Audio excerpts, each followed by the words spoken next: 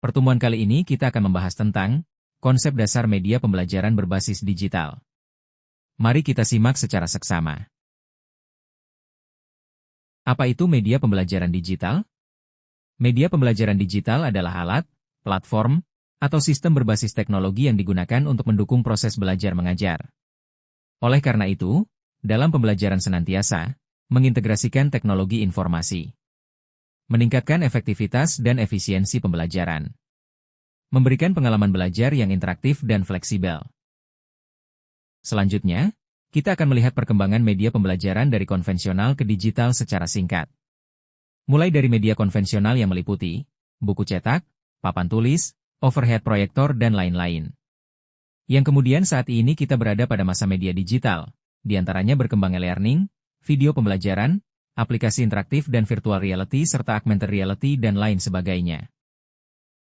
Sedangkan, contoh dari jenis-jenis media digital, di antaranya yaitu Learning Management System atau LMS seperti Moodle, Google Classroom, dan lain sebagainya.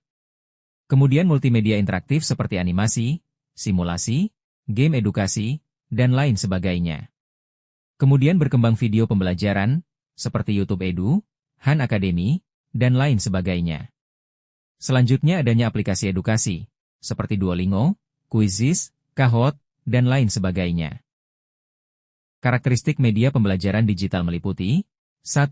Interaktif 2. Fleksibel 3. Multimedia, seperti teks, gambar, audio, dan video 4. Dapat diakses di mana saja dan kapan saja kita mau. 5. Terintegrasi dengan sistem manajemen pembelajaran atau LMS.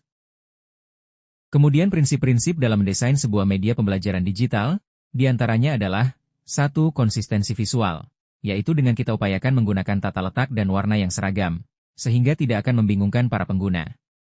2. Harus interaktivitas, seperti kita libatkan mahasiswa secara aktif, bisa dengan cara klik, tarik, jawab atau respon lainnya. 3. Memegang prinsip multimedia, artinya kita kombinasikan antara teks dan gambar serta animasi dengan tepat, dan hindari overload informasi. Yang keempat, harus fokus pada tujuan pembelajaran, maksudnya setiap elemen harus mendukung capaian kompetensi. Dan yang terakhir yaitu adanya kemudahan navigasi, seperti akses cepat, logis, dan user-friendly.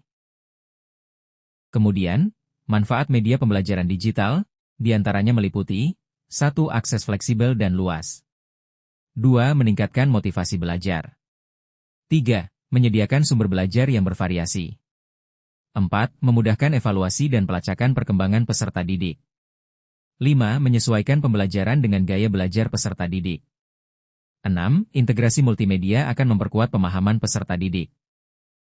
Sedangkan kekurangan sekaligus menjadi tantangan bagi media pembelajaran digital meliputi 1. Ketergantungan pada teknologi dan koneksi internet. 2. Tidak semua peserta didik memiliki perangkat yang memadahi, hal ini bisa jadi termasuk guru maupun dosen. 3. Berisiko mengurangi interaksi sosial secara langsung. 4. Mempunyai potensi adanya penyelewengan penggunaan aplikasi non-edukatif. 5.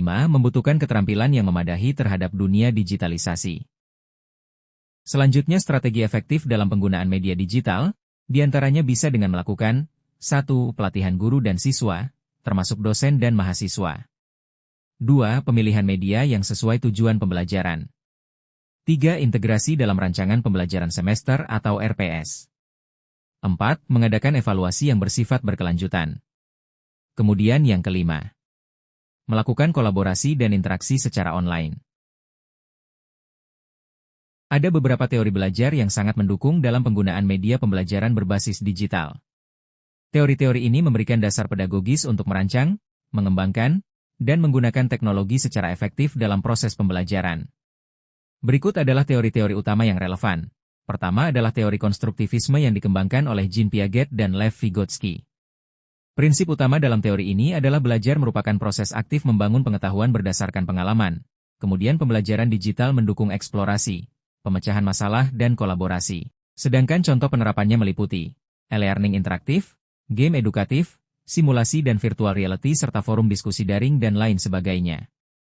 Kedua, teori kognitisme yang dikembangkan oleh Robert Gagne dan Jerome Bruner. Prinsip utama dalam teori ini adalah fokus pada bagaimana informasi diproses oleh otak, Kemudian media digital bisa membantu penyajian materi dalam urutan logis, visualisasi konsep abstrak dan penyediaan umpan balik. Sedangkan contoh penerapannya meliputi video pembelajaran, infografis interaktif dan sistem manajemen pembelajaran yang mendukung struktur berpikir. Ketiga adalah teori behaviorisme yang dikembangkan oleh B.F. Skinner dan Ivan Pavlov. Prinsip utama dalam teori ini adalah belajar terjadi sebagai hasil dari respon terhadap stimulus.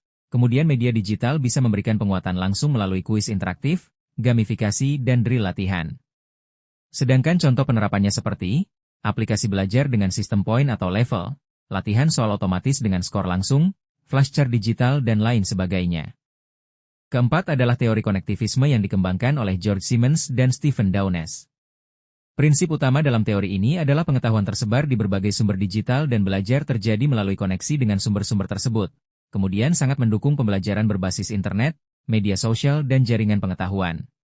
Sedangkan contoh penerapannya seperti MOOC atau Massive Open Online Courses, komunitas belajar online, blog, The Chat, YouTube sebagai sumber belajar, dan lain sebagainya. Kelima adalah teori multimedia learning yang dikembangkan oleh Richard Mayer. Prinsip utama dalam teori ini adalah belajar lebih efektif ketika materi disampaikan secara visual dan verbal secara seimbang. Kemudian media digital sangat cocok untuk integrasi teks, gambar, animasi, dan suara. Sedangkan contoh penerapannya seperti video animasi penjelasan konsep, presentasi interaktif, modul e-learning berbasis multimedia, dan lain sebagainya. Sebagai penutup dalam materi ini kami beri catatan bahwa 1. Media digital bukan hanya tren, tapi memang menjadi kebutuhan di era pembelajaran di abad 21 sekarang ini. 2. Kemudian diperlukan pendekatan yang seimbang antara teknologi, pedagogi, dan konteks pembelajaran, agar tujuan pembelajaran tercapai secara maksimal.